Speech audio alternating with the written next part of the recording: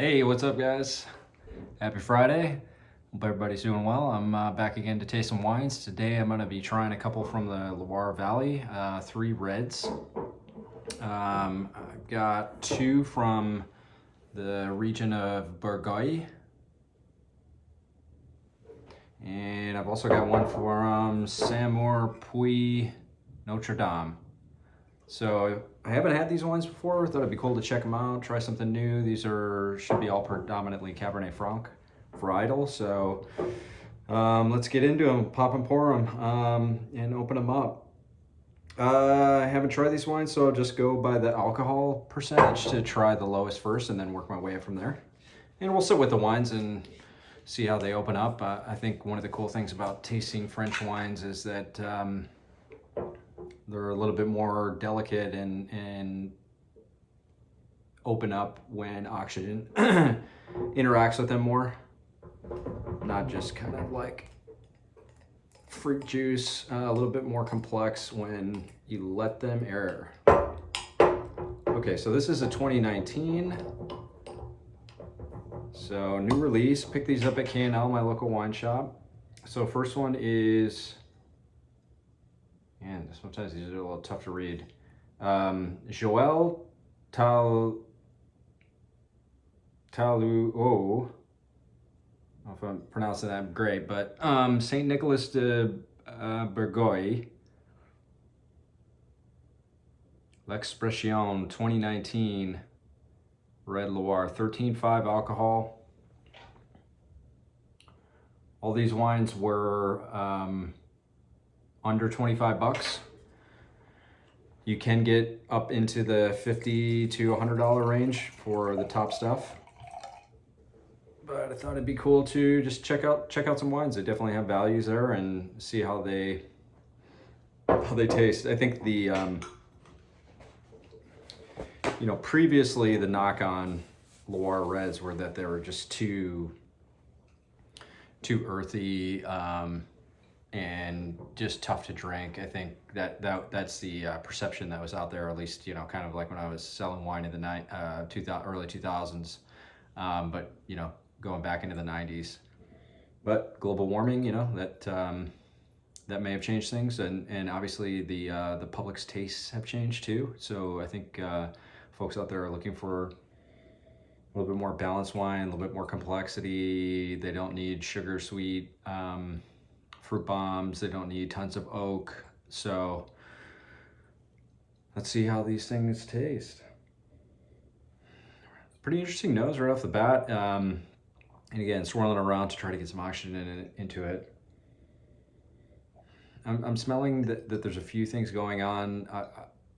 The thing that stands out is the minerality. So I'm getting kind of a mineral smell, so like a rocky smell, and sort of a lighter fruit. Usually in my head, I try to go, am I smelling red fruit or darker fruit? And this is kind of more in that medium. So like black cherry type of fruit, not like a blackberry, but more kind of cherry or black cherry.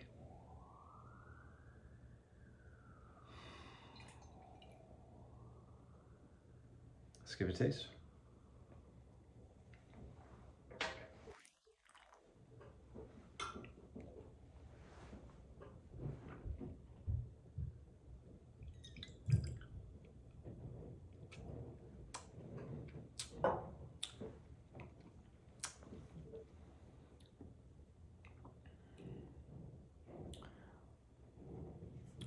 Trying to pick up the acidity. That's the thing that I always am looking for in red wines, because I want to pair them with food, and you need acidity to pair wine with food to match up against the fat that you're eating. First impressions was that there is some tannins there. I'm going to try to focus in on that a little bit more. Not super strong, but definitely present. The kind of fruit taste when you hear folks say like, oh, it's got a long finish, like it's a good quality in a wine, it's got a long finish, like you're tasting it for a while. I'm gonna focus in on the finish again and the tannins to see kind of like how prominent and how long the flavor lasts for, and try to pick up on the acidity a little bit better. Usually Cabernet Franc from the Loire tend to have higher amounts of acidity because, you figure cooler climate, they might not get as ripe, the grapes might not get as ripe, and so the resulting wine product isn't going to be as high alcohol when that sugar turns into alcohol. It's saying 13.5 on the bottle. Let's see if there's anything else cool on here. No real tasting notes on the back, which stinks because always nice to have a little bit of info from the winery. But let's check it out again.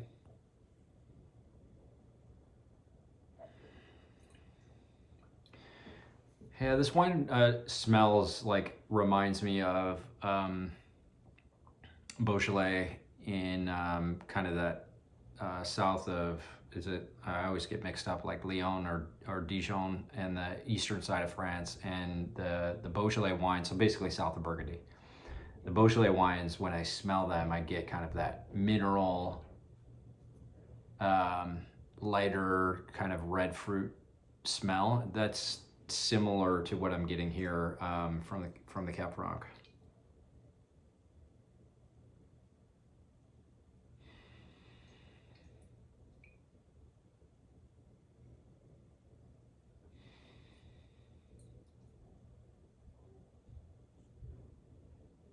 I wouldn't say that it's like a ripe fruit smell by any means. Like I mentioned before, you get a lot of more vegetal or earthy notes with Cab Franc from the Loire historically. So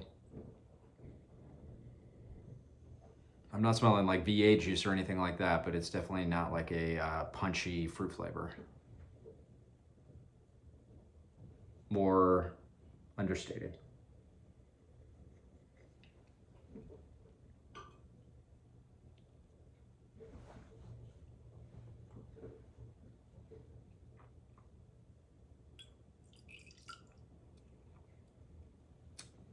Okay, decent acidity. Definitely smacking my lips a little bit, picking it up better this time. Tannins are there, but nothing too powerful, which it's going to result in a lighter style. They could have used more neutral barrels, meaning I believe that it's been used more than 2 vintages, the barrel. And as it's considered neutral, it's imparting less oak flavor after that point. Excuse me. So that might be a wine making technique that they're using. Flavor is, lasting kind of medium to low, if you want to call it that, if that's even a description. It's not lasting super long. But pretty good wine. I'm going to let this sit a little bit and kind of see how this opens up. And I'm going to do that with all the wines because, let's face it, the cool thing about wines, if you haven't experienced this, is that they evolve in the glass. So like, or in the bottle once you open them. So the cool thing is like, okay, this is what it tastes like right when you saw me pop and pour. This is what it tastes like when you pop and pour, but 10 minutes, 15 minutes, 30 minutes later, it's going to continue to evolve and change as the oxygen interacts with the wine. So it'll be interesting to see how this opens up a little bit, and if any other flavors come out in the aromatic or in the taste. Definitely reminded me of like a Beaujolais style. If you're a fan of Beaujolais, and you haven't checked out Cab Franc from the Loire, I think that's where I would steer people to if they hadn't. Be similar style.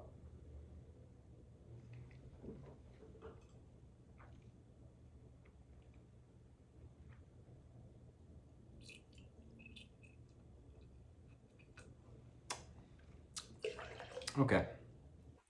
Yeah, let's keep going. All right, next wine, and I'm just going alcohol percentages here, is the Domaine de la Chantois, Saumur, Puy-Notre-Dame. And bottom says Le Pied à Letrier.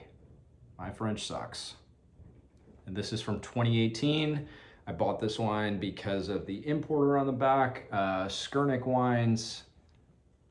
When you see St-Nicolas Wines on the back, imported by St-Nicolas, these are quality wines. I'm expecting a very quality wine, and this was under 30 bucks.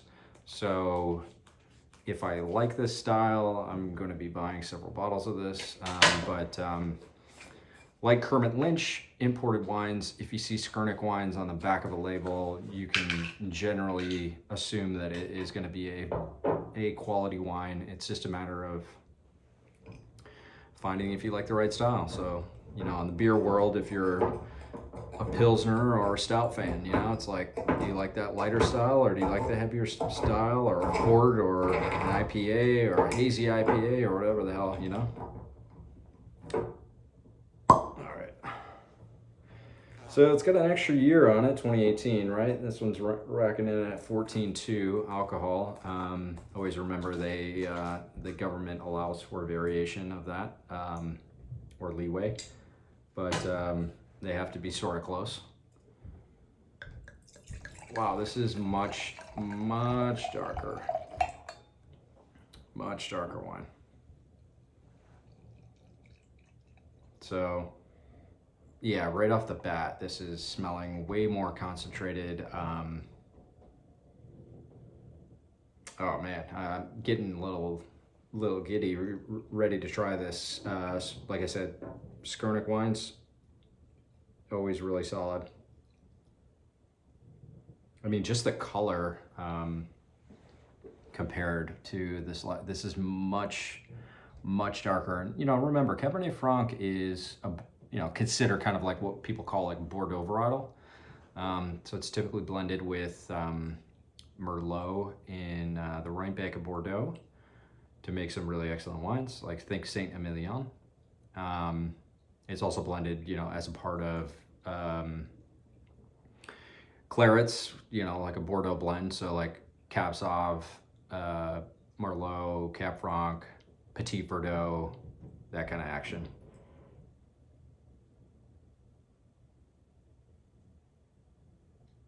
Yeah, so this, just compared to the last one, just smells way more concentrated. The color is just telling me that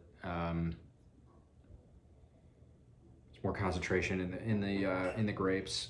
So what's that a result of? I mean, most likely it would be pruning back.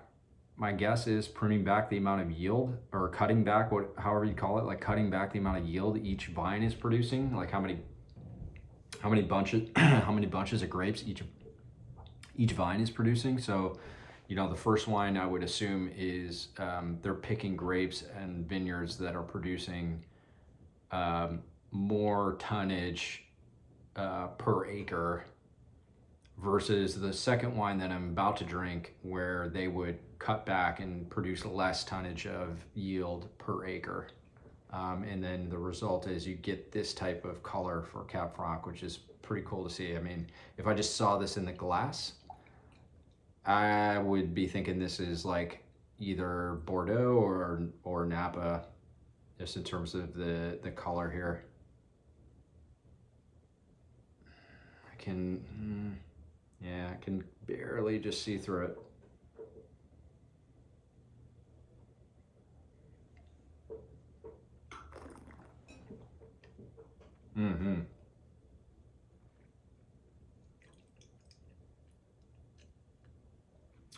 That concentration is coming through with the taste. There's some more upfront tannins. I gotta try it again for the acidity. I'm just, it's tough to get everything all at the same time, all in one taste. But yeah, and I'm really interested to see how this is going to open up. Excellent wine. what's interesting is I hadn't really, I've heard of Saumur, but I hadn't heard of Saumur Puy-Notre-Dame. So I looked it up. It looks like it is a separate AOC or appellation, but I don't see it listed on a ton of Loire maps. Maybe it's a newer sub appellation of that Saumur region. Not quite sure. Brunet family. Yeah, okay. But this is going to be an excellent wine, I think, once it starts opening up more. I mean, it's just got all the bones to tell me that, and taste-wise, that this is going to be a great wine.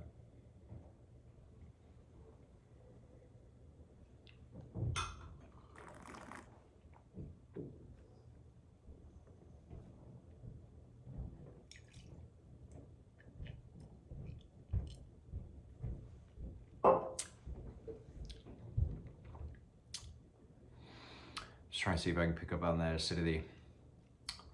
You know, I think it's tough to break through the tannins. There's definitely more tannins than the first one, so it's tough to get like to feel all the acidity through all that tannins, if that makes sense, because the tannins are just like super drying in your mouth, and it's like shit. Like, what do I pick up other than that?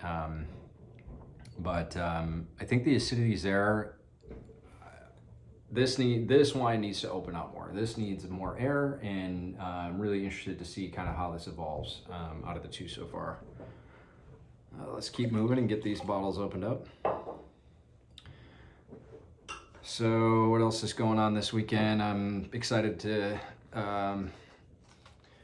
see some football games, AFC, NFC Championship. Hoping the 49ers win, just being out here in San Francisco. I don't really root for any NFL teams, and more college, Michigan State, but you know, I hope the 49ers pull it off. Definitely there's a whole like San Francisco, LA thing with the sports team, so playing the Rams, I think a lot of people are going to be into this game from California. I mean, Matt Stafford from playing in Detroit for so long, like I got a lot of buddies back in Michigan where I'm from that are into him probably, and I know a lot about him, but I hope the 49ers pull this one off. Be cool to see another 49ers Chiefs Super Bowl too. All right, so this one, 2018. Let me get this opened up and I'll show the label a little better.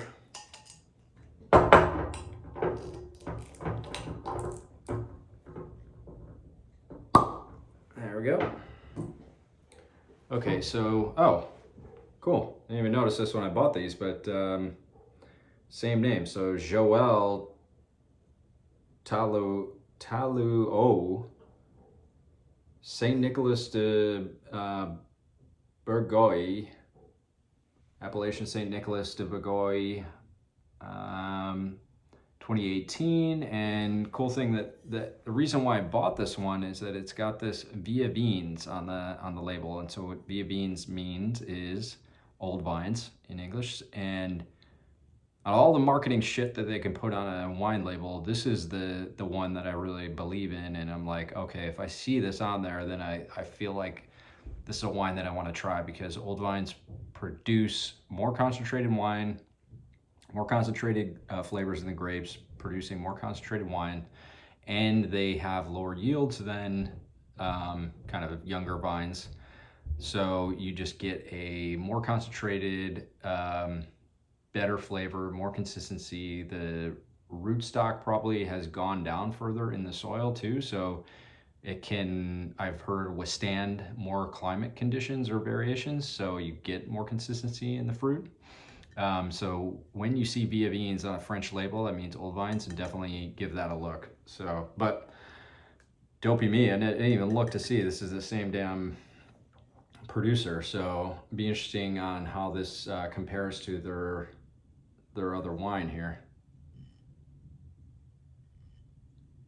I wonder if this Joel guy is like if that's a German or some other name. Has this got the, or Scandinavian or something? It's got the double dots there, whatever you call that.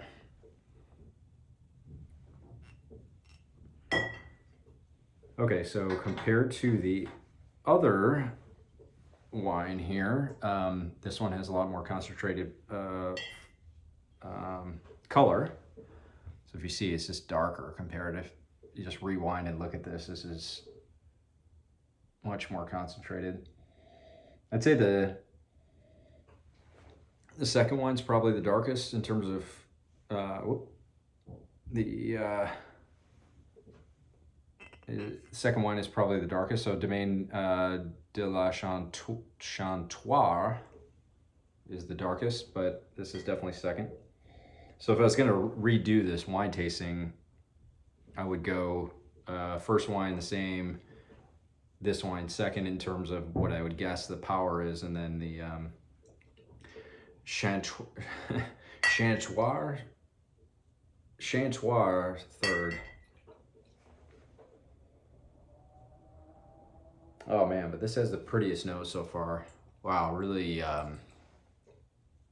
getting like a, instead of just that mineral smell, which is kind of like, it's tough for me. I'm not from there, so I'm not used to that as much. They don't have that mineral punch from Napa and Sonoma or a lot of the wines around here in California, so I'm not used to it. This has a little bit more of a floral aspect, which is cool, along with a little bit of mineral and a little bit of fruit. Definitely a lot more potential going on with the aromatics. It's got another year of age in the bottle, so 2018. Vignes usually is above 25 years, that the vine is 25 years or more.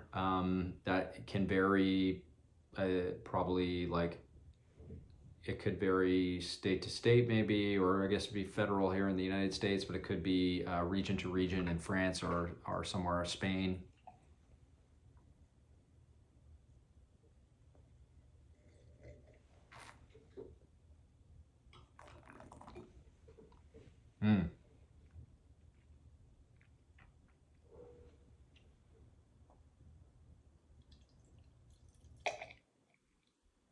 Wow.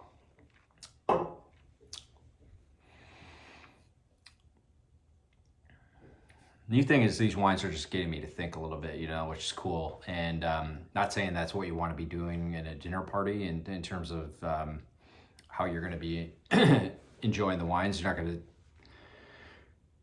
sit around and esoterically talk about shit going to, you know, on how the winemaking process was and all about the Loire sub-AVAs and all that kind of jazz. But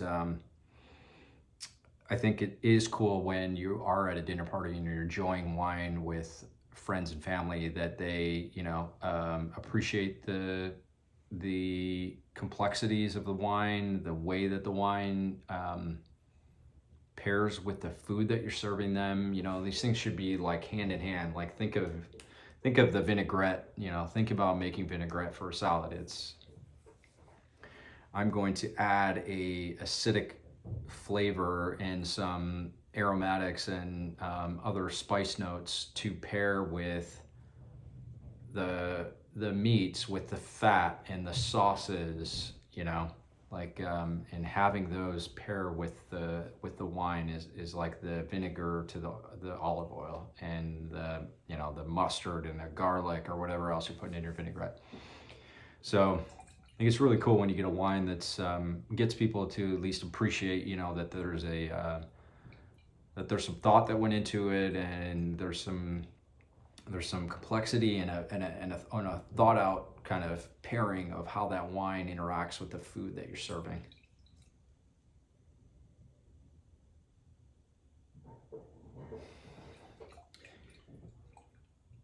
Yeah, the last two wines definitely a lot more aromatic potential, I think. And again, these guys need to open up and get some oxygen going.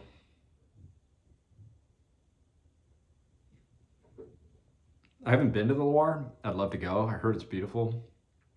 I always think about just kind of like chateau, like magnificent kind of estates out in the countryside with beautiful manicured gardens. And I think about a Versailles, but like out in the Loire, and having like beautiful manicured gardens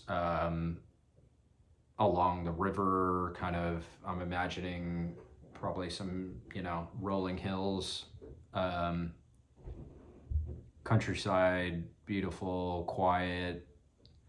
Yeah, I bet you it's a beautiful place. I've heard you can do it from Paris, and if you would do like a side trip down to the Loire and do tours. I'm not sure exactly where they go, but yeah, it seems like a beautiful place, especially if you're there. Hey, if you're going to Paris in the summertime, you should definitely, and you're a wine fan, you should definitely consider going down there and getting some firsthand experience about how these wine producers are making wine. So Cab Franc, I mean, just some other stuff about the Loire. Cab Franc's definitely the predominant red wine varietal, but you also have Pinot. I know that they produce Malbec. You'll see it C-O-T, with one of the little triangle accents above the O. So they'll have a few different varietals. They probably can use other stuff too. I'm not sure what else they can blend in. But those are the varietals that I'm aware of that can come out of the Loire regions for red. And then for white, you've got several different things. You've got Vouvray, you've got Sauvignon Blanc, or Vouvray, you've got Chenin Blanc coming from areas like Vouvray. So as you see Vouvray on a label, that's Chenin Blanc varietal. Sauvignon Blanc, right? A lot of Sauvignon Blanc comes out of the Loire, and really good Sauvignon Blanc comes out of the Loire. Then you get different varietals like Muscadet. I see a lot coming out of the Loire and available in the marketplace. And I think there's a whole host of other white wines that are grown there. I think there's more variety of white wines than there are of red, where, you know, you're getting up into pretty northern latitude in terms of grape growing region. And so further north you go, right, like colder. And so you typically would do white wine grapes the colder you get, because you can ripen the grapes easier than the red grapes. Malbec's just insane. I haven't had a Malbec from Loire. I can't imagine like them even being able to ripen that in the Loire, but you know, global warming, who the hell knows, right?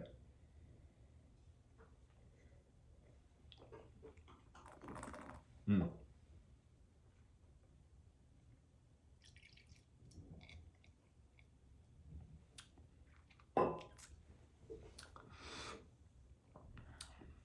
So I've been talking and yapping, trying to get some air in the wine.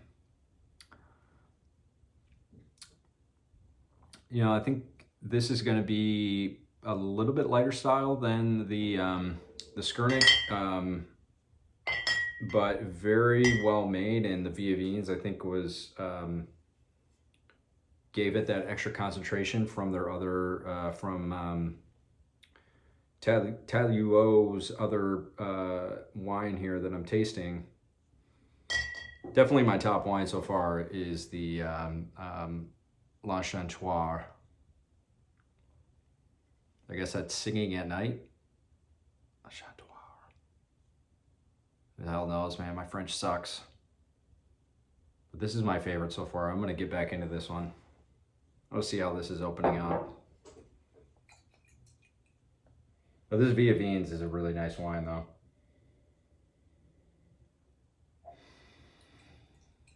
Kind of like that. Yeah, more of a black cherry in terms of the fruit. But it's like a real dry, right? It's not a sweet smell. It's a real dry fruit smell. Not punching in your face that it's going to be super sweet, which it's not.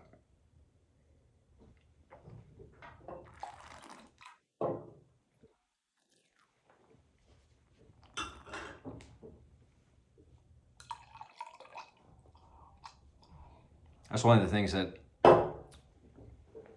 the word drying, somebody says like they really love dry red wines. I think what that means is they really like something with some tannins, you know, like drying their mouth out like you would with like strong tea. That dryness, the tannins are the thing that dries out your mouth. So that's either coming from the varietal itself, which would be like Nebbiolo from Barolo and Barbaresco in Italy. That varietal is super tannic, or you could get like a what's from Sagrantino and Montefalco. I don't know why I'm blanking on the name, or like a Petit Syrah. Those varietals are like really tannic, and so that'll dry your mouth out. Or it's just like the producer's using new oak, and so like you just get a ton of new oak flavor, and a lot of that is tannin along with baking spices or vanilla, depending on if they use French or American oak, which is always crazy to me that oak tastes different. Just oak doesn't taste like oak. Oak tastes different in America than it does in France. Something to do with the grain or where it's produced. I don't know. Varietal, who knows? Yeah, this wine, man, this wine's really good for the money. You know, if you find a wine under 30 bucks that you really enjoy, I mean, that's a steal. And I've always been kind of like, can I find wines under 20 that are good quality? And those are fewer and farther between in terms of trying stuff, I found.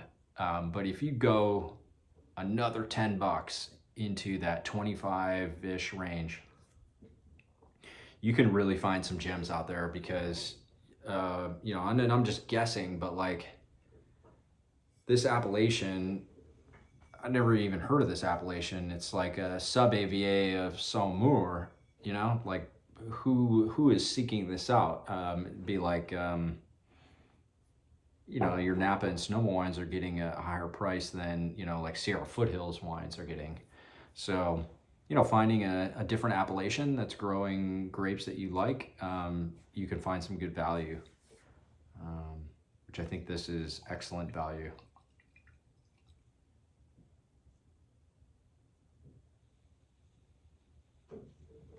I even got like a little bit of a graphite, like a pencil graphite, which I'll pick up on Bordeaux wine sometimes. I always thought it was the Cabernet Sauvignon that I was smelling that, but kind of got it there on the Cab Franc. It's funny what you can pick up when you just smell wines for just a long time. I mean, again, when you're enjoying these with friends and family, you're not fucking around with smelling the wines that much. It's more about, you know, like, what's the wine gonna turn into as you're drinking it with your loved ones and your friends? You know, like, how's this gonna open up? Is it gonna be aromatic? Is it gonna increase? Is it gonna quickly decrease? Is it gonna taste like shit? You know, like what's this wine all about? That's what really tasting wines as like a thing helps with, is just kind of understanding what evolution's gonna be like. What food do I want to pair these wines up with? How am I going to drink these? Is this going to be a summertime barbecue wine, or is this going to be, you know, putting on the sweater and putting the crock pot on, or, you know, doing the slow braise all day type of thing, and having a wine that goes well with that? In terms of food, I think that this has a lot of different options because it's not too heavy. It's not too heavy on the varietal. Cab Franc is kind of in that medium range, not too heavy, and the style and the wine producing techniques that I think are used in something like this with the amount of oak is not going to be overpowering. So definitely for me, more on the darker beef lamb front. I think for beef, you could get away with more cuts. And when I think about that, I think about loin cuts on the back versus front cuts in the shoulder and the front or the belly, or the shanks as you go down the legs, which have stronger taste to me. So loin cuts would be good. I think this could handle the fat of ribeyes. I think this could handle, you know, all sorts of steaks. Ribeyes, strips, tenderloins. I would put a stronger sauce with it. Tenderloins are pretty light flavor. Same thing with lamb. I think if you're gonna do loin, lamb chops, then you could do that. If you're gonna do other cuts, I would probably stick to leg of lamb. Shoulder of lamb might be going a little bit too far in terms of powerful flavors, especially if you're gonna put, you know, a bunch of spices and aromatics in with the shoulder to make something, I don't know what, but if you're gonna braise it with, you know, a bunch of spices and aromatics, that might get a little bit too overpowering for this Cab Franc. But if you're gonna go traditional or you know, like a good traditional leg of lamb and stud it with garlic cloves and rosemary, yeah, this would be great. If you're gonna go lamb chops and, you know, mint jelly, if you're gonna go old school, this would be great. But if you're gonna go kind of more spices, heavier spices, kind of more bacon spices, or that sort of stuff, heavier stuff, and with shoulder, heavier cuts, then I think it's gonna get overpowered. The food's gonna overpower. But I'm craving, and I just ate, so I'm not hungry, but like I'd be craving kind of like a medium rare ribeye with this, or yeah, having like kind of like medium rare, medium lamb chops with like a nice sauce with, I think, herbs, like a rosemary, that kind of thing. Rosemary, thyme, those sorts of herbal notes, I think, would be great.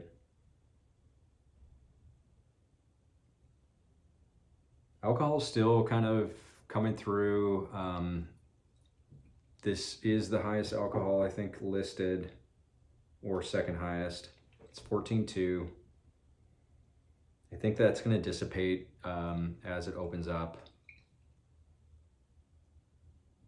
But this just has the most character on the nose, the most complexity on the nose, the most complexity at the taste.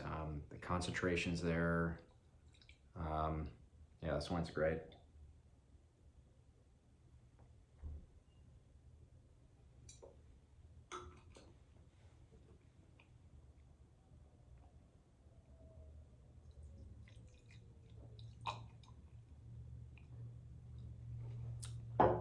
So out of the three, highly recommend Domaine de l'Enchantoire, and that's from Saumur, Puy-Notre-Dame. The other two wines were good. Definitely out of the three, I like the Vignes. More concentrated flavor. I think it was just a few dollars more than the regular bottling. Old vines, better concentration, more complexity. I think it'll age a little bit longer than the kind of what I would guess is kind of the introductory release of the first one. So yeah, it will age longer. It will match with, I think, you know, pair better with food. But definitely the Skurnik wine. So if you get a chance, and if you see Skurnik on the back of the label, seek those out, or ask your wine folks at your local wine shop. Look for the Skurnik. Give this one last go here.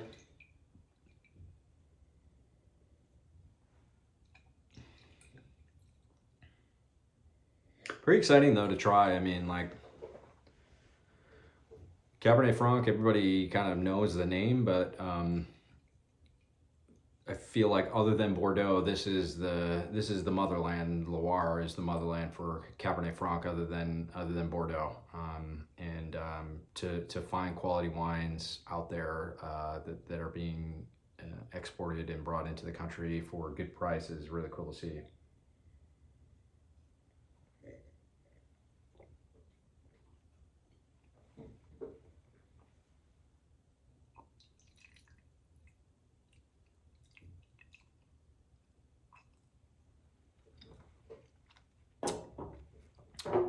Excellent wine.